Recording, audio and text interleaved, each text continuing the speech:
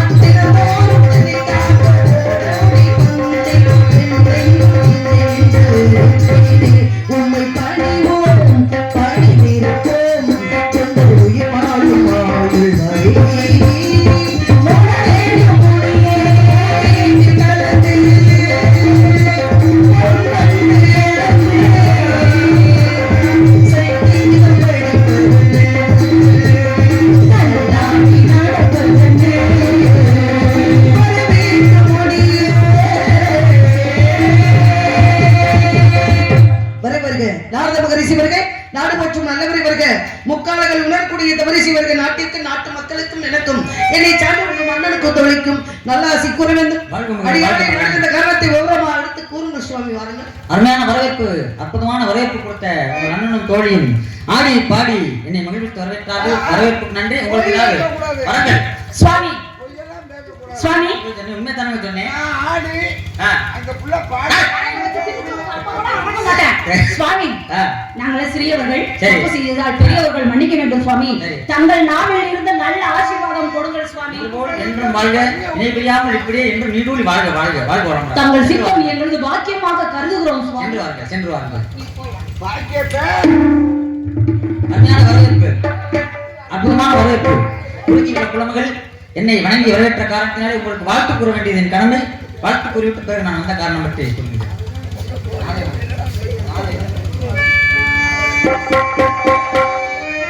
அன்பு மகளே, நம்பியிருங்களே, நாளை நமதே, இந்த நாளும் நமதே. தர்மோலகிலே இருக்கும் பலகிலே, நாளை நமதே, இந்த நாளும்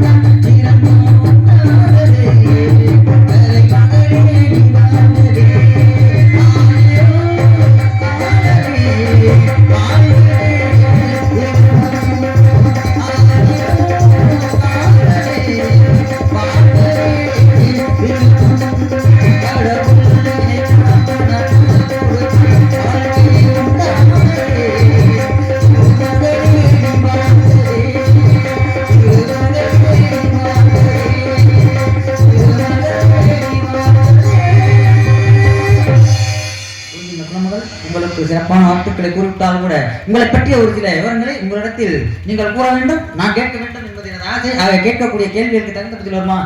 கேளுங்கள் தரப்படும், தட்டுங்கள் திறக்கப்படும், தேடுங்கள் கொடுக்கப்படும் என்று சொன்னார்கள். கேட்கக்கூடிய கேள்விகளை கேளுங்க, சுருக்கமா பதில் சொல்றேன். காலதாமதம் காரியத்துக்கு கேடு அப்படின்னு சொன்னாங்க.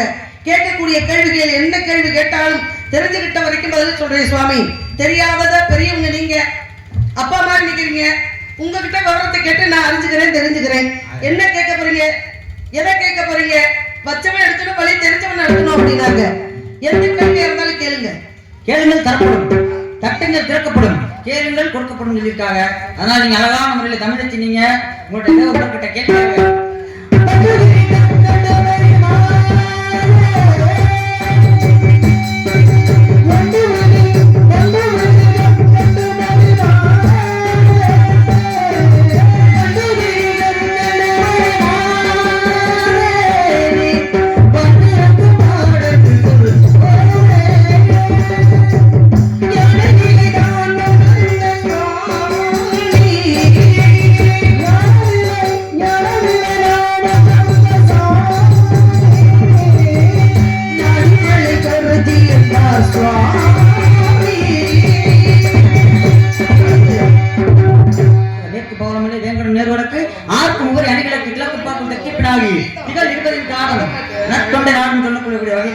உங்களுடைய நாடு தொண்டை நாடு இருந்தாலும் பரவாயில்ல. என்ன ரிஷா கிட்ட கேள்வி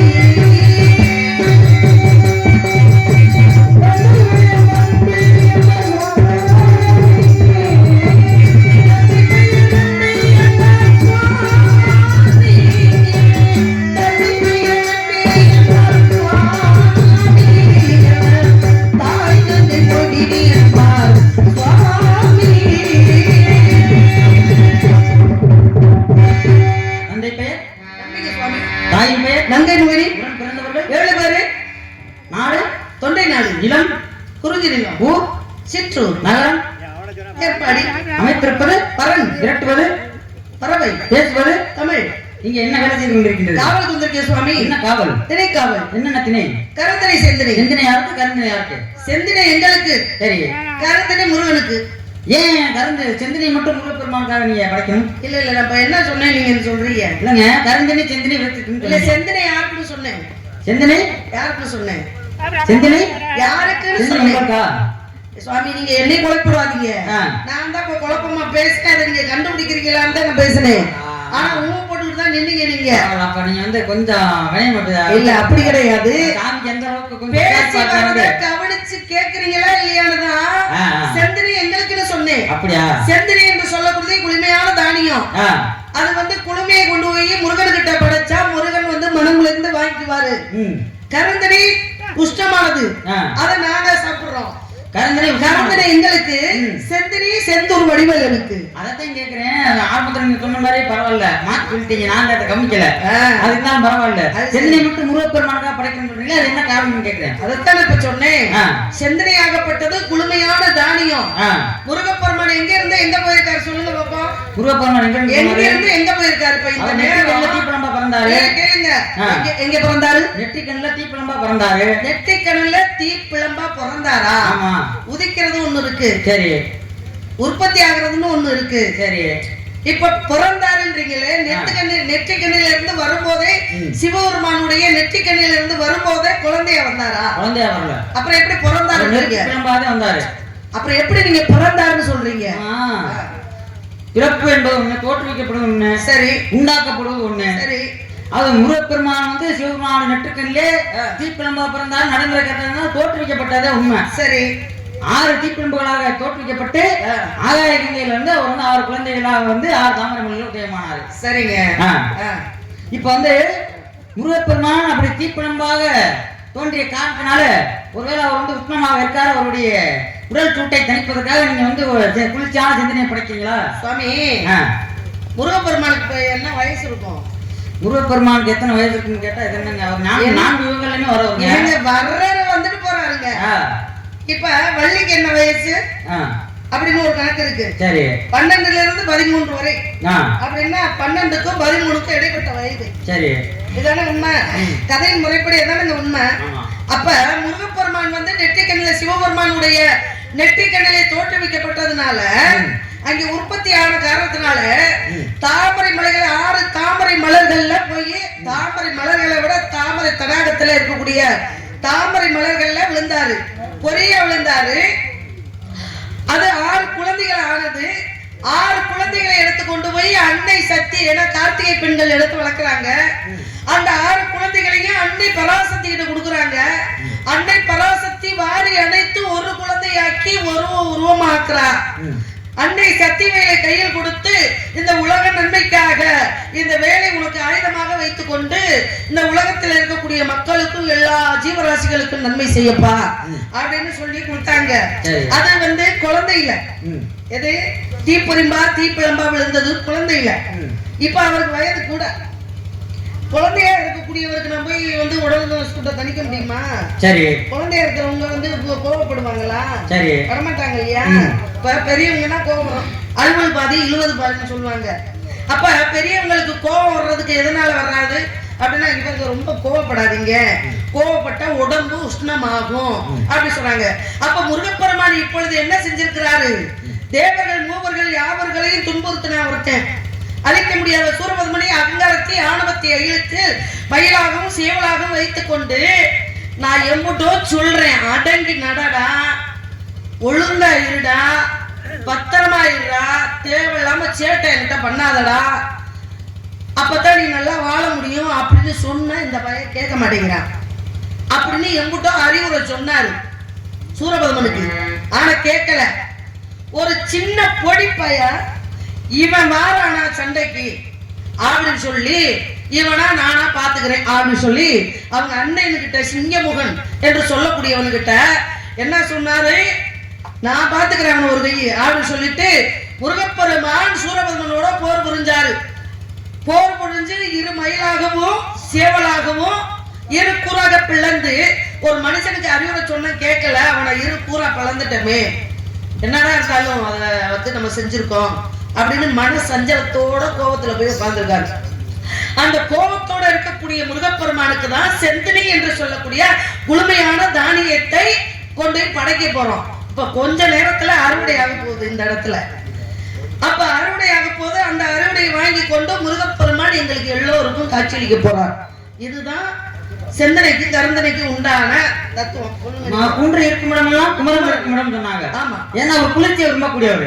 அதனால அந்த குளிர்ச்சியான குறிஞ்சி நிலத்தில் அவர் இருக்காரு. சரி, முதலில் தோன்றியது குறிஞ்சி நிலம். குறிஞ்சி, முல்லை, மருதம், நெய்தல், பாலை சொல்லக்கூடிய 5 வகையில முதல்ல வந்து தோன்றியது வந்து மலையும் மலை சார்ந்த இடமும் இந்த குறிஞ்சி நிலம். அதனாலதான் குன்று இருக்கும் இடமெல்லாம் குமரன் இருக்கும் இடம் சொன்னாங்க. கல் தோன்றி மண் தோன்றா காலத்துக்கு முன் தோன்றிய முன்கோத்தொழி தமிழ் குறி என்றார்கள். அதனால தமிழ் கடவுள் நம்ம முருகப்பெருமானை நம்ம கும்புறோம். அதனாலதான் நான் வந்து முருகப்பெருமானுக்காக இங்க செந்தினியை படைக்கிறீங்களான்னு கேட்டேன். ஆபத்திற்கு உதவாத, அன்பத்திற்கு உதவாத, அண்ணன் தாகத்தை தீர்க்காத, சரித்திரம் அடியாத, கோபத்தை அடக்காத, வேந்தன் உண்மை கேளாத, சீடன் பாவத்தை தீர்க்காத, தீர்த்தம் பயனில்லை இருந்தும் 7 தானே அப்படின்னா இதெல்லாம் இருந்தும் பயனில்லை இருக்காங்க. ஆபத்திற்கு உதவாத ஒரு பிள்ளை இருந்தானான்னு கேட்டா இருந்தா ஒருத்தன். ஆபத்திற்கு உதவாத ஒரு பிள்ளை வந்து இருந்து என்ன பிரயோஜனம்? யாரு இருந்தாங்கன்னா ஒருத்தர் இருந்தாங்க. சொல்லுங்க, ஏன் நீங்க ஒரு கதையை சொல்லுங்க. நான் சொல்ல வரேன். அதாவது என்ன விஷயத்தை நான் சொல்ல வரேன். ஆபத்திற்கு உதவாத ஒரு பிள்ளை இருந்தானா இருந்தேன். ஆனா ஆபத்துக்கு உதவாத பிள்ளைன்னா இப்ப வந்து ஒரு குழந்தைய வந்து ஒரு தாய் தரப்பு ஒரு குழந்தைய பெற்று எடுத்துக்கிறாங்கன்னா அதுக்கு என்ன காரணம்? முக்கிய காரணம் என்னன்னா நமக்கு அப்புறம் நமக்கு ஒரு பேர் சொல்ல பிள்ளை வேணும். கண்டிப்பா ஒரு அரசன் ஒரு குழந்தைய பெற்று எடுக்கிறான்னா அவனுக்கு அப்புறம் நாட்டை ஆளக்கூடிய ஒரு ஆட்சி செய்யறதுக்கு ஒரு இளவரசன் வேணும்னு வைக்கிறேன். கண்டிப்பா நம்மள மாதிரி வந்து இந்த நாட்டு மக்கள் வந்து சாதாரண மக்கள் நமக்கு அப்புறம் பிள்ளை பேர் சொல்ல பிள்ளை வேணுன்றக்காக பெரிய சொத்து பத்து இல்லைன்னாலும் நமக்கு பேர் சொல்ல பிள்ளை வேணும்ல அப்படின்ற ஒரு முறைக்கு பிள்ளை வைப்பாங்க. சுவாமி, ஒரு பெண்ணுக்கு திருமணம் முடிஞ்சா அவ திருமணம் முடிஞ்சு தாய் வீட்டுல இருந்து கட்டிய கணவன் வீட்டுக்கு போயிட்டு வரும்பொழுது பக்கத்து வீட்டு பாட்டி கேட்பா, கல்யாணம் பண்ணிட்டு போனியே உன் கணவனாகப்பட்டவன் வந்து நகை நட்டு போட்டானா, பட்டுச்சேலை வாங்கி கொடுத்தானா, சொத்து சுகம் தேர்த்து கொடுத்தானான்னு கேட்க மாட்டான். ஏண்டி எத்தனை குழந்தை உனக்கு அப்படின்னு ஒரு பாட்டி கேட்பா. அதானே முறை. அப்ப திருமணத்துல வாழையடி வாழையாக வாரிசுகள் வளரணும். இதுதான் உலகம். ஏன்னா மண்ணால் அது மாகோடி, இன்னும் ஆளக்கூடியவர்கள் எத்தனை கோடி அப்படின்னாங்க. இந்த மண்ணை, இந்த கோவிலை, இந்த இடத்துல இதுக்கு முன்னாடி பாட்டன் பூட்டன் பாட்டி இந்த மாதிரிலாம் நிறைய பேர் ஆண்டவங்க முன்னோர்கள். இப்ப நம்ம ஆண்டுகிட்டு இருக்கோம். இதுக்கு அப்புறம் நமக்கு வரக்கூடிய சந்ததியினர்கள் ஆள்வாங்க. அதான உண்மை. அப்ப வாழையடி வாழையாக வாரிசுகள் வளர வேண்டும் அப்படின்றதுனால இந்த வாழை மரத்தை வச்சு கட்டுறாங்க. சின்ன விஷயம், வாழை மரத்தையே வச்சு கட்டுறாங்க. இந்த வாழை மரத்துல இருக்கக்கூடியது எதுவுமே வீண் போகாது. உண்மைதானே? என்னென்ன வீண் போகாது? இலை வீண் போகாது, காய் வீண் போகாது, பிஞ்சு வீண் போகாது, பழங்கள் வீண் போகாது, அதோடைய தண்டு வீண் போகாது. இப்படி நார் இருப்பாங்க, அதை உரிச்சா நார் வருவீங்களா? எதுவுமே வீண் போகாத ஒன்று என்ன அப்படின்னா அது வாழை மரம். அதனாலதான் திருமணத்துல வந்து வாழையடி வாழையாக இந்த வாரிசு குடும்ப தலைத்து ஓங்கணும் அப்படின்னு கட்டுறாங்க. அது ஒரு விஷயம். ஆனா இந்த இடத்துல நீங்க அதெல்லாம் கேட்டுக்கிட்டு இருக்கீங்களா? என்ன விஷயத்துக்காண்டி கேட்டுக்கிட்டு இருக்கீங்க? நான் சொல்ல அந்த விஷயத்த நீ வந்து கதை எங்க கொண்டு போய்க்கீங்க? இல்ல எங்க கொண்டு போனாலும் நான் உங்கள்கிட்ட கேட்டுக்கிட்டு இருக்கேன். அதான் நான் சொல்றேன், ஆபத்திற்குதா ஒரு பிள்ளை இருந்தாங்கன்னு நான் அந்த விஷயத்துக்கு நான் சொல்ல வரேன். நான் பட்டினத்தார் ஒருத்தர் இருந்தாரு. சரிங்க. பட்டினத்தார் என்ன பண்ணாரா, பெரிய செல்வந்தர். ஆரம்பத்துல பெரிய செல்வந்தராக இருந்தாலும் சிவனே அவருக்கு வந்து மகனாக உதித்து அவருக்கு வந்து போதனையை வந்து ஒரு மிகப்பெரிய அறிவுரை சொல்லிட்டு போனாரு போகும்போது. ஏன்னா காலட்ட ஊதியும் கடைவெளிக்கும் வராதுக்காங்க அப்படின்னு சொல்லிட்டு அவர் வந்து ஒரு அறிவுரை சொல்லிட்டு போனார் சிவபெருமான். அந்த இதை கேட்டு இவர் என்ன பண்றாரு, பெரிய கதை தூக்கமா சொல்லணுங்கிற காலதாமதத்துக்காக அந்த காரணம் என்ன பண்றாரு, பட்டினத்தார் வந்து செல்வங்கள்லாம் எதுவும் வேணாம், குடும்பம் குட்டி எதுவுமே வேணாம்னு சொல்லிட்டு பட்டினத்தார் என்ன பண்றாரு, கோவணத்தை கட்டிக்கிட்டு ஆண்டியா போயிடாரு. இடுப்புல ஒரு துணியை கட்டிக்கிட்டு ஆண்டி அவர் கிளம்பிறாரு, எனக்கு எதுவுமே வேணும் அப்படின்னு சொல்லிட்டு. இப்ப கிளம்பும் போது அவங்க பெத்த தாய் சொல்றாங்க, அப்பா நீ எல்லாம் குடும்பம் குட்டி எல்லாம் வேணாம் போற, ஆனா பெத்த தாய்க்கு செய்ய வேண்டிய கடைசி ஒரு கடன் ஒண்ணு இருக்குல்ல, அதை செய்யணும்ல. என்ன குழந்தை குட்டி எல்லாம் வேணாம் போனாலும் செல்வங்கள் எல்லாம் எதுவுமே வேணாம்னு சொல்லி போனாலும் பெத்த தாய்க்குன்னு ஒரு மகன் செய்யக்கூடிய இறுதி அந்த ஈமக்கிரியன் ஒண்ணு இருக்குல்ல, அதை செய்யணுமா இல்லையா? அப்ப வந்து என்ன செய்யறாங்க, இந்த ஈமக்கிரியை நீ செய்யறதுக்கு வரணும் அப்படின்னு சொல்லும் போது, அம்மா நானே பரதேசியா போறேன், அப்படி போறேன், நான் எங்க இருக்கணும், எந்த ஊர்ல சுத்தி திரியணும், நீ இறந்து எனக்கு எப்படிமா தெரியும் அப்படின்னு சொல்லும் போது அவங்க அந்த அம்மா என்ன பண்றாங்க, தன்னுடைய சீலை என்ன பண்றாங்க கொஞ்சம் கிழிச்சு அவரோட இடுப்புல கொஞ்சம் கட்டி விடுறாங்க. எதற்காக? அந்த துணியை ஏன் கட்டி விடுறாங்கன்னா, இந்த துணி என்னைக்கு அவுந்து கீழே விழுதோ அன்னைக்கு அம்மா இறந்து போயிட்டுன்னு அர்த்தம். அம்மாவுக்காக கடைசியா வந்து அம்மாவுக்கு செய்ய வேண்டிய இந்த இறுதி கடனை மட்டும் செஞ்சுட்டு போயிருப்பான்னு சொல்ல. அப்ப என்ன செய்யறாரு, கையில ஒரு கரும்பு பிடிச்சிட்டு போறாரு. கரும்புண்டா நம்ம நினைப்போம் வந்து இனிக்கக்கூடிய கரும்புண்டு, அது பட்டினத்தார் கையில வச்சிருந்த கரும்பு வந்து இனிக்காத கரும்பு, அதுக்கு ஒரு பேய் கரும்புன்னு சொல்லுவாங்க. எதற்காக? ஏன்னா கரும்புனா இனிக்கும், இனிக்காத கரும்பு ஒண்ணு சொல்றீங்கல்ல. ஆமா. அப்ப பட்டினத்தார் வச்சிருக்காருன்னு. ஆமா. இனிக்காத கரும்பு அவர் எதற்காக வச்சாரு? இனிக்காத கரும்பு ஏன்னா இது எந்த இடத்துல இனிக்குதோ அந்த இடத்துல உனக்கு முக்கியம் சிவபெருமான் சொல்லி இருந்தாரு. இவர் ஊரா சுத்துறாரு. சரி. ஆனா கடைசியில அந்த கரும்பு இனிச்ச இடம் திருவொற்றியூர். அங்கதான் அவருக்கு வந்து அந்த கரும்பு வந்து இனிச்சு அங்கதான் அவர் முக்தி அடைந்தார். கண்டிப்பாக. அப்ப இவர் என்ன செய்யறாரு, ஊரா சுத்துறாரு. சரி. சுத்தும் போது ஒரு தாய் தன்னோட மகன் கடைசியா பார்க்கணும்னு ஆசைப்படுவாங்களா இல்லையா? கண்டிப்பா. உயிர் போற தருணத்துல வந்து இப்ப ஒரு தமிழ் உயிர் போற தருணத்துல அவங்க எனக்கு வந்து என் பேர்ல ஒரு 10 ஏக்கர் நிலம் எழுதி வைங்க, எனக்கு வந்து இந்த அது வேணும் இது வேணும்னு கேட்பாங்களா, கார் வேணும் பங்களா வேணும், அதெல்லாம் கேட்க மாட்டாங்க. பிள்ளைங்களை பார்க்கணும் அப்படின்னு உயிர் போற தருணத்துல என்ன எதிர்பார்ப்பாங்க, தன்னுடைய பிள்ளைகளோ தன்னுடைய உற்றார் உறவினர்களோ நண்பர்களோ யாரோ ஒரு மனதுக்கு பிடிச்சவங்க பார்க்கணும், அப்படிதான் ஆசைப்படுவாங்க. இவர் பட்டினத்துல அந்த நேரத்துல இல்ல. சரி. ஆனா இறந்துறாங்க, அம்மா இறந்ததுக்கு அப்புறம் அந்த துணி அவுந்து விழுந்துருது. அப்பதான் சொன்னது நாள் ஒரு அம்மா சொன்னாங்களே, ஊரா இங்கேயோ சுத்தி இருக்கிறாரு, ஒன்னு அவங்க விழுந்துருக்கு இந்த துணி. அம்மா சொன்னாங்களே இந்த துணி அவங்க விட்டு அம்மா இறந்துட்டுன்னு அர்த்தம் சொல்லிட்டு அங்கிருந்து அழுதுக்கு ஓடியாரு. அம்மா இந்த துணி அவங்க விழுந்துச்சு, அப்ப இறந்துட்டாங்க ஓடியான்னு சொல்லிட்டு அழுதுக்கு ஓடியாரு.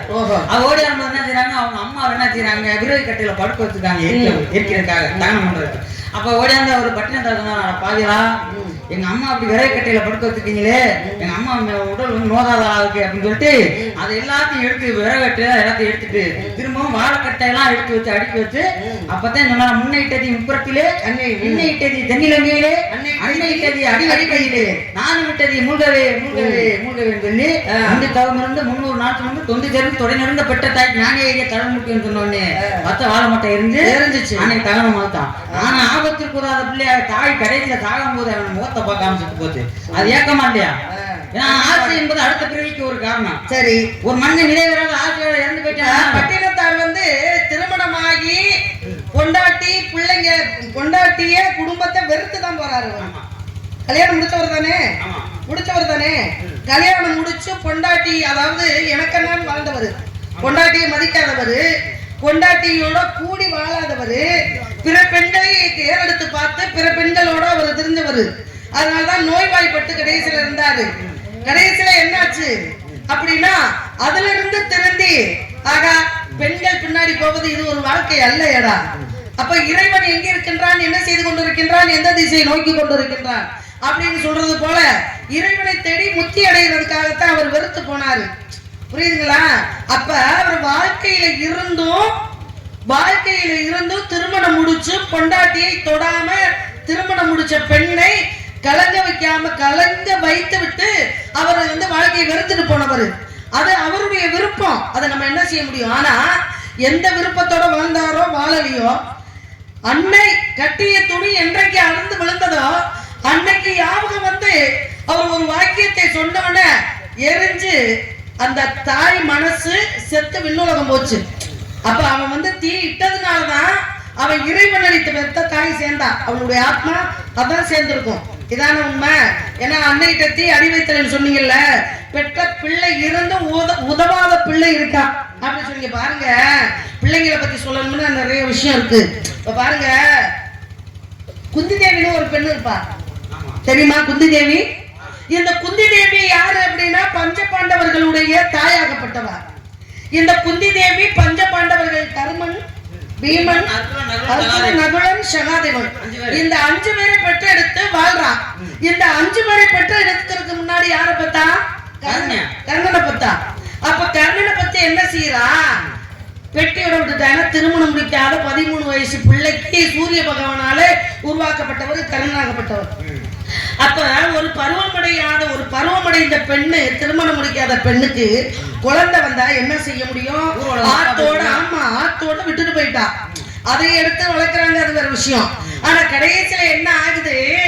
இங்க பங்காளிக்கும் சண்டை வந்த உடனே கடைசியில கர்ண பரமாத்மா சொல்றாரு, குந்தி நீ பஞ்சபாண்டவர்களை பெற்று எடுப்பதற்கு முன்பாக ஒரு மகனை பெற்று நீ ஆத்தோட விட்டாயே, அவன் எங்க இருக்கான்னு தெரியுமா அவனுக்கு அப்படின்னு கேட்டாரு.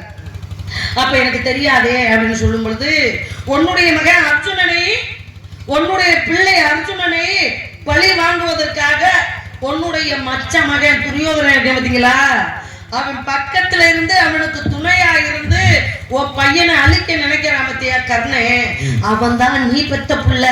நீ போய் உன் பிள்ளைய கூப்பிடு, வந்துட்டானா பொழைச்சுக்கிருவேன், வரலன்னா 2 வரத்தை வாங்கிட்டு வந்துரு அப்படின்னு சொன்னா போறேன். நான் பெத்த மகனே வாடா, இந்த பாண்டவர்களை பெற்று எடுப்பதற்கு முன்பாக உன்னைத்தான் நான் பெற்று எடுத்தேன், வாடா மகனே அப்படின்னு கேட்கும்போது தாயின்னு அப்பதான் தெரியுது அவனுக்கு.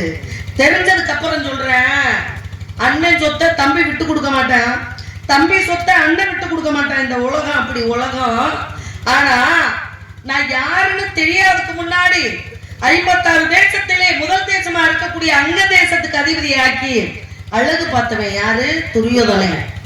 என்ன அப்பேற்பட்ட துரியோதனன் நண்பே, என் உயிர் நண்பே, நாட்டை கொடுத்து பொண்ணை கொடுத்து பொருளை கொடுத்து அத்தனையும் கொடுத்து அழகு பார்த்த என் நண்பனுக்கு துரோகம் செஞ்சுட்டு நான் வரமாட்டேமா. தாய்கிட்ட சொல்றேன், அம்மா உங்களுக்கு 5 பிள்ளை தான் என்னைக்கு இருந்தாலும், ஏன்னா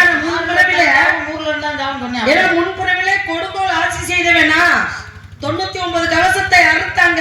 நரன் அர்ஜுனனாகவும் நாராயணன் கிருஷ்ணனாகவும் அவதாரம் எடுத்து அழிச்சாங்க. ஒரு கவசத்தோட தான் நான் சூரியன் கிட்ட போய் ஒளிஞ்சேன். அந்த சூரிய பகவானால பிறக்கப்பட்டவன் தாம்மா நான் உங்களுக்கு. அதனால இந்த ஒரு கவசத்தையும் அறுத்து எப்படியும் எரிஞ்சிருவாங்க. நான் 5ல 6வது சேர்ந்தாலும் என்னை கொன்றுவேன். இங்க 99ல 100ஆவதா நான் இருக்கேன். அங்க இருந்தாலும் என்னைக்கு இருந்தாலும் கொன்றுவேன். ஆனா அப்படி என் நண்பனுக்கு நான் உயிராக, என் நண்பனுக்கு நண்பனாக நம்பிக்கையோடு இருந்தவனுக்கு நான் மரியாதை செஞ்சுட்டு அப்படியே இறந்து போயிடுறேம்மா அப்படின்னு சொல்லி பெற்ற தாய் கூப்பிட்டு வராத பிள்ளை இருந்துச்சுல ஒரு பிள்ளை, அது போல ஆபத்துக்கு உதவாத பிள்ளை தானே. உண்மைதான். ஏன்னா இந்த உலகத்துல ஒரு குழந்தை பிறக்குன்னு வச்சுக்கோங்க, 4 பேர் அந்த குழந்தைக்கு அங்கீகாரம் கொடுக்கணும். அந்த 4 பேர்ல யாராவது ஒரு ஆளாவது அந்த குழந்தைக்கு 4 பேரோட அனுகிரகத்துல யாராவது ஒரு ஆள் அனுகிரகமாவது இருக்கணும். மாதா பிதா குரு தெய்வம் சொல்லிருக்காங்க. மாதா போன பாதையில தெய்வம் இந்த 4 பேத்துல யாராவது ஒரு ஆளோட அனுகிரகமாக இருக்கணும். ஒரு விஷயம் மாதா பிதா குரு தெய்வம் இந்த 4 பேத்துடைய அனுக்கிரகம் இருக்கணும்னு சொல்றீங்க. ஆமா. ஆனா உண்மையில ஒரு பெண்ணுக்கு யார் அனுக்கிரகம் இருந்தா ஒரு பெண்ணு சந்தோஷமா வாழ்வா தெரியுமா? முதல்ல தன்னை பெற்றெடுத்த தகப்பே ஒழுக்கமானவனா இருக்கணும். சரி. அவன் உட்கார வச்சு பெண்களை உட்கார வச்சு சாப்பாடு போடக்கூடிய திறமை வாய்ந்தவனாக இருக்கணும். அந்த பெண்ணு சுபிச்சமாக வாழ்வா. அடுத்து அந்த பெண்ணுக்கு எந்த ஆண்மகன் திறமை நல்லவனா வரணும்? கட்டிய கணவன் இருக்கா பாத்தீங்களா? தான் வாக்கப்பட்டு போற இடத்துல இந்த கணவன் அமையிற பாத்தீங்களா? அப்பனுக்கு அப்புறம் கணவன் நல்லவனாக அமையணும்.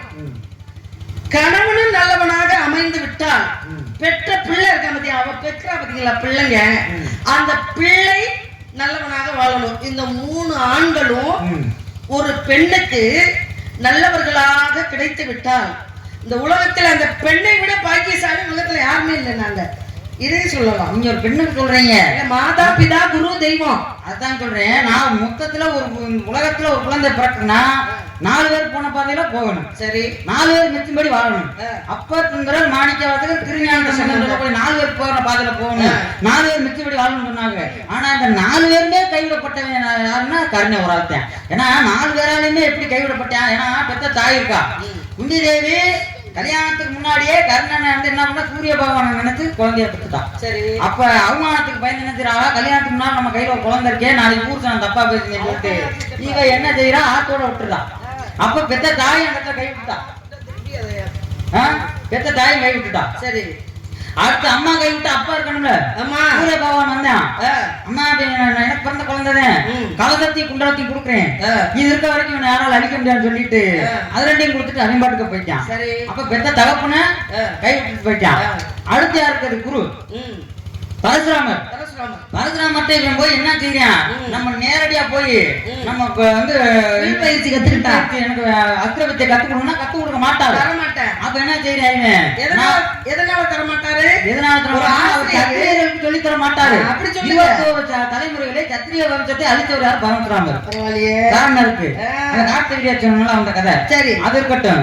21 தலைமுறை அழிக்கிற சத்திரியரை அழிப்புன்னு சொல்லி சபதம் எடுத்திருக்க பரசுராமர் நான் சத்திரியன் சொன்னா கத்து கொடுக்க மாட்டாரு. அந்த போய் சொல்லி நான் ஒரு பிராமணன் சொல்லி போய் சொல்லி அஸ்திரவத்தையை கட்டுக்கிட்டேன். அதனாலதான் மண்டாகப்பட்டது ஒரு பக்கம் உடைச்சு மறுபக்கம் வரும் பொழுது சத்திரியனுக்கு மட்டும்தான் இதை தாங்கக்கூடிய சக்தி இருக்கும்.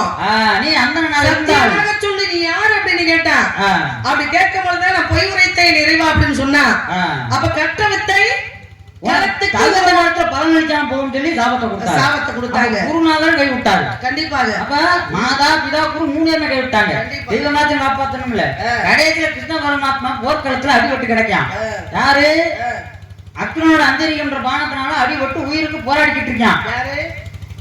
கர்ணே. சரி, தேர்கால் வந்து பள்ளத்துல மாட்டிக்கிடுச்சு, அது ஒரு அந்தரம் கொடுத்த சாபம். அப்ப தேர்கால் மாட்டி அதை வந்து அதை நிற்க போராடிக்கிட்டு இருக்கும் போது ஒருத்தனை அடிக்க கூடாது. அது வந்து போர் விதிமுறைகள் ஒண்ணு இருக்கு. ஒரு மனுஷன் மயங்கி கிடக்கும் போது அடிக்க கூடாது. ஒரு மனுஷன் வந்து கவனச்சிதைவுல இருக்கும்போது அவன் அடிக்கலாமா? அடிக்க கூடாது. நிராயுத பாணியா இருக்கணும்னா தாக்க கூடாது. முழங்காலுக்கு கீழே தாக்க, இடுப்பு கீழே தாக்க கூடாது. போர் விதிமுறைகள்லாம் இருக்கு. இந்த நேரத்துல இவன் என்ன செய்யணும், தேர்கால் சக்கரம் மாட்டிக்கிடுச்சு, அதை நிறுத்திக்கிட்டு இருக்கப்ப இந்த நேரத்துல பானத்தை போற அவனை கொள்ளலாம்னு சொல்லி யோசனை சொன்னது கிருஷ்ணன். சரி, கிருஷ்ண பரமாத்மா யோசனை கொடுத்தாரு, பானத்தை போட்டான், உயிருக்கு போராடிக்கிட்டு இருக்காரு கர்ணன். அந்த நேரத்துல கிருஷ்ண பரமாத்மா போய் உயிரை கடவுள் காப்பாத்தணுமா இல்ல உயிரை எடுக்கணுமா? அந்த நேரத்துல என்ன பண்றாரு, கர்ணன்ட்ட நேரம் போறாரு. ஒருத்தன் தானே கேட்கறேன்னா எப்ப போய் கேட்கலாம், ஒரு மனுஷன் நல்லா இருக்கும் போது போய் எப்ப எனக்கு ஒரு 100 ரூபா கடையெடுத்தா கொடு, வீட்டுல கொஞ்சம் செலவு காசுலையா கூடியா, ஏதாவது ஒரு பொருள் இருந்தா இந்த கூடிய நாளைக்கு தாரேன் அப்படின்னு வாங்க. ஒரு மனுஷன் உயிருக்கு போராடிட்டு இருக்கும் போது எனக்கு அதை கூட இதை கூட கேட்கலாமா? அந்த நேரத்திலையும் வந்து என்ன பண்றேன், கர்ணன் உயிருக்கு போராடிக்கிட்டு இருக்கான். அந்த நேரத்துல கிருஷ்ண பரமாத்மா ஒரு அந்தனாக வேஷம் மாறி போய் என்ன கேட்கிறாரு, இது வரைக்கும் நீ செஞ்ச புண்ணியம் செய்ய போற புண்ணியம் எல்லாத்தையும் எனக்கு கொடுத்துருப்பா அப்படின்னு சொல்லி கேட்கிறாரு. நீதே எதை கேட்டாலும் கொடுப்பாங்கல்ல. சரி, அதனால நீ செஞ்ச புண்ணியம் இப்ப நீ உன்ட்ட வாங்கறதுக்கு எதுவும் இல்ல, உன் பொருள் எதுவும் உன்ட்ட வாங்க முடியாது. இப்ப இருக்கிறது நீ செஞ்ச புண்ணியம் தான், நீ செஞ்ச புண்ணியத்தை செய்ய போற புண்ணியத்தை 2 எனக்கு சொல்லி கேட்கிறாரு. அப்படியா, பரவாயில்ல, என்கிட்ட எதை இல்லாத கேட்டு நீங்க சாக போற நேரத்துல நீ இல்லாத எதையோ கேட்டு நீ பாவத்துக்கு ஆளாக்காம என்கிட்ட இருக்கிறதே கேட்டீங்களே அப்படின்னு சொல்லி என்ன செய்யறான், தன்னுடைய ரத்தத்தை குருதியை எடுத்து அவருக்கு தாரை வார்த்து கொடுத்து இதுவரைக்கும் நான் செஞ்ச புண்ணியம் செய்ய போற புண்ணியம் எல்லாம் உனக்கு கொடுத்தான். அப்படி கேட்ட மாத்திரத்துல எல்லாத்தையும் கொடுத்த காரணத்தினால அவனுடைய உயிர் போச்சு. ஒரு விஷயம் சாமி, ஆ. இப்ப கிருஷ்ண பரமாத்மா வந்து அதான் ஏற்கனவே அந்த கதையை நான் சொல்லி முடிச்சுட்டேன். 6லையும் சாவு 100லையும் சாவு இங்கிட்டு இருந்தாலும் கிருஷ்ணர் கொன்றுவாரு, அந்த பக்கம் சேர்ந்தாலும் கிருஷ்ணர் கொன்றுவாரு தாய் கிட்ட சொல்லிட்டான். அதனாலதான் சல்லியனாகப்பட்டவன் தேர் ஓட்டும் பொழுது போடுறா பானது அப்படின்னு அர்ஜுனன் சொல்லிட்டாரு கிருஷ்ண பரமாத்மா. மலமலையா போட்டா பூமாதேவின்னு சொல்லக்கூடியது ஏன்னா பொறுமையில் சிறந்த பூமியும் உண்டு, பூமியை மிஞ்சும் தாய்மனம் உண்டு அப்படின்னாங்க. அது மாதிரி இந்த ஒரு பெண்ணாகப்பட்டவ அங்கிருந்து வர்றா புண்ணியம் தேடி காசிக்கு போனோம் அப்படின்னு சொல்லுவாங்க இல்லையா, அது மாதிரி எம்புட்டு கர்ணனாகப்பட்டவன் வந்து எவ்வளவு புண்ணியம் செஞ்சாரோ அந்த கர்ணனுக்கு மயங்கி அந்த கர்ணனை ஏத்துக்கிட்டு பிள்ளையா ஏத்துக்கிட்டு ஒருத்தி வந்தா. அவ யாரும் தெரியுமா உங்களுக்கு?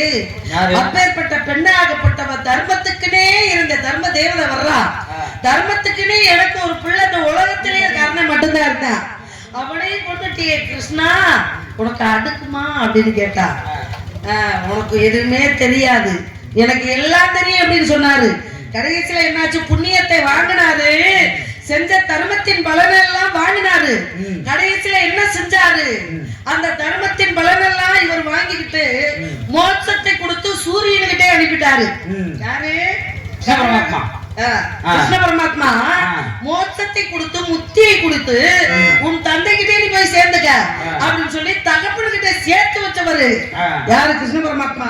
அப்பேற்பட்டவரு. நீங்க எதுக்காக வந்தீங்க சொல்லுங்க. வந்த காரணம் பற்றி எடுத்துக்கோங்க. காரியத்துக்கு கேடு. பெண்களுடைய பருவங்கள் வெள்ளவகை என்னென்ன பருவங்கள்? பேதை பெருமை மங்கை படைத்தை அறிவி தெரிந்த பேரில் ஆடல் நீலி மரவன் திருமணம் வெள்ளை காலை மரவன் 4 கேள்வியான பருவங்கள் இருக்கு.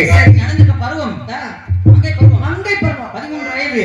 13 வயது பருவ மங்கைக்கு ஏற்ற ஒரு கணவன் நான் பார்த்து வந்திருக்கேன் உங்களுக்கு. அப்படியா? ஆமா. கணவன்னா கட்டிக்கிற போறவங்க. யார கட்டிக்கணும்? உங்களை தான். யாரு? இல்ல யாருன்னு உங்களை கட்டிக்கிட்டா அவர் உங்களுக்கு கணவன் தானே. அப்படியா? உங்களுக்கு ஒரு அற்புதமான ஒரு கணவன் உங்களுக்கு. சரிங்க, நான் காவல் பார்த்துக்கிட்டு இருக்கேன். மாப்பிள்ளை பார்த்து வந்திருக்கீங்க. ஆமா, மாப்பிள்ளை பார்க்க எங்க அம்மா அப்பா இருக்காங்க, ஊர்ல அனைத்து பேர்லாம் இருக்காங்க. நீங்க ஏன் பார்த்து வரீங்க? எந்த வேலையை யார் வேணுமோ அவங்க வேலை அந்த வேலையை செய்யறீங்க. ஆமா, அதனால மாப்பிள்ளையோட பேர் சொல்லுங்க. நான் பார்த்த மாப்பிள்ளை தான் யாரும்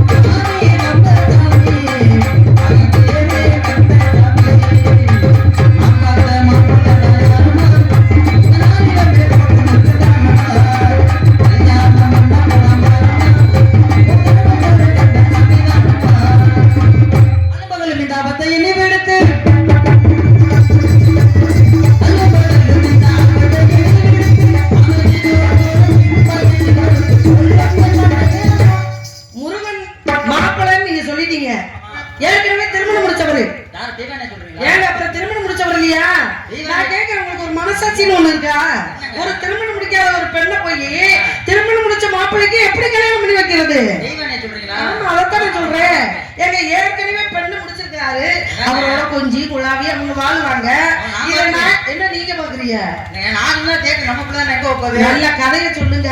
அது என்ன மாப்பிள்ளை ஆளுகள் மட்டும் 5 பொண்டாட்டி 3 பொண்டாட்டி நானும் கொண்டாடி இப்படி கட்டிக்கிறீங்க சரி. பெண்கள் எல்லாம் ரொம்ப ஏளனமா பார்த்து வாமா ரெண்டாவதா வாமா மூணாவதாவா அப்படின்னு கேக்குறீங்களா? என்ன விஷயம்? காரணம் இருக்குமா? என்ன காரணம்? உங்க காரணம் வீட்டுக்கு வாசல் 2, சரி, பிறப்புக்கு ஆண் பெண்ணுக்கு 2, 2 பூமி வானம் அது 2, இரவு பகல் 2, சூரியன் சந்திரன் 2, எல்லாமே 2 2 உலகமா இருக்கு. ஒரு சின்ன குழந்தை போய் கேளுங்க, உனக்கு ஒரு டைம் 2 டைம் 2 டைம் 2 கையில 2 நீங்க 2வது போறதுனால இன்னும் பெரிய இடத்துக்கு நீங்க போவீங்க. இங்க பாருங்க, எனக்கு என்ன விஷயம்னா குடுமி இருக்கிறவன் அள்ளி முடிஞ்சுக்கிறான், குடுமி இல்லாதவன் என்ன செய்வான்? குடுமி இருக்கிறவங்கள வேடிக்கை பார்த்துக்கிட்டு தான் இருப்பான். சுவாமி இங்க பாருங்க, பட்டி சொத்தை விட்டு கொடுத்தாலும் வாழ்க்கையை விட்டு கொடுக்க மாட்டாங்க. ஏன் புருஷன் எனக்கு மட்டும் என் புருஷன்டா எனக்கு மட்டும்தான் சொந்தண்டா என்று நான் நினைச்சேன். அந்த நினைப்பு மட்டும் எனக்கு விட்டு மனக்கடவத்தான் சாத்தி விட்டு போனானே. என் புருஷன்தான் எனக்கு மட்டும்தான் சொந்தண்டா என்று நான் நினைச்சேன். அந்த நினைப்பு மட்டும் எனக்கு விட்டு மனக்கடவத்தான் சாத்தி விட்டு போனானே. அது மாதிரி பெண்கள் எப்பொழுதுமே வட்டி சொத்தை விட்டு கொடுத்தாலும் வாழ்க்கையை விட்டு கொடுக்க மாட்டா. அவ புருஷன் அவளோட தான் இருக்கணும். அது மாதிரி ஏன் புருஷன் என்னோட தான் இருக்கணும் அப்படின்னு நான் நினைப்பேன். ஆனா மாப்பிள்ளை பார்த்து வந்திருக்கீங்க, திருமணம் முடிக்காத மாப்பிள்ளைய பார்த்து வந்திருந்தா இன்னொரு நான் நீட்டி இருப்பேன் கழுத்த.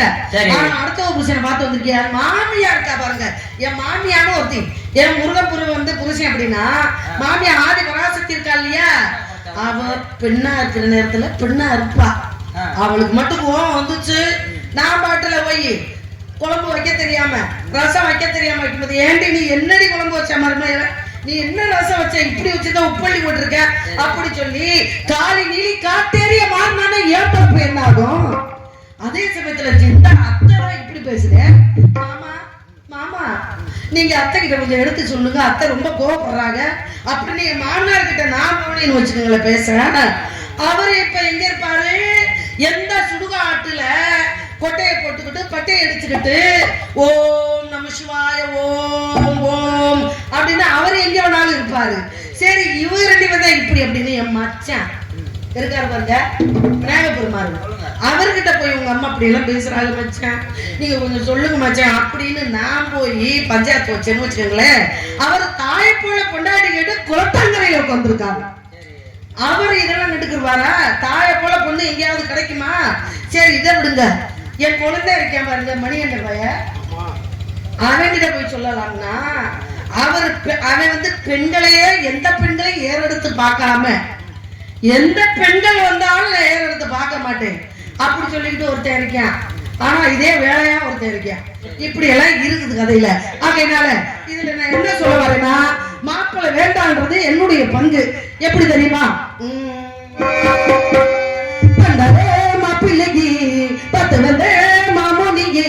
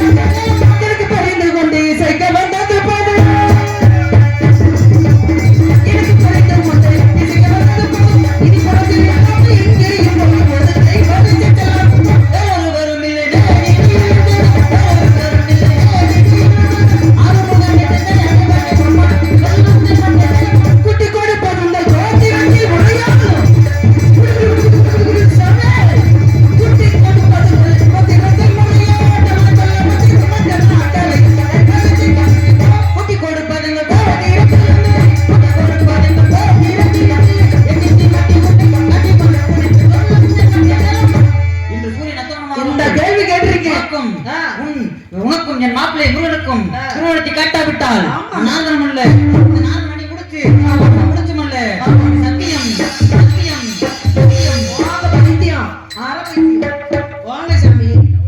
இவர் மண்டை ஒரு நாளைக்கு ஒரு இடத்துல இருந்தா மண்டை வெடிக்கும். சாபத்தை பெற்றவர். அதனால யார வேணாலும் யாருடைய வேணாலும் கொண்டு கல்யாணம் பண்ணிச்சுக்குவோம். அந்த எண்ணத்துல வந்திருக்கிறாரு. போயிட்டார்ல.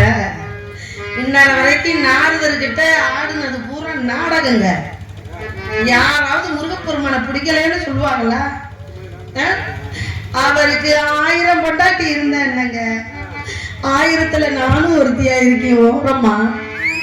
அதனால 1000த்தில் ஒருத்தி அம்மா நீ அப்படின்ற மாதிரி நான் அவரையும் நினைச்சுக்கிட்டு மனசுக்குள்ள எவ்வளவு சந்தோஷமா இருக்கேன் தெரியுமா? ஒரு சனம் தூங்கிருச்சு, ஊத காத்தும் அடிச்சிருச்சு, பாவி மனம் தூங்கலை.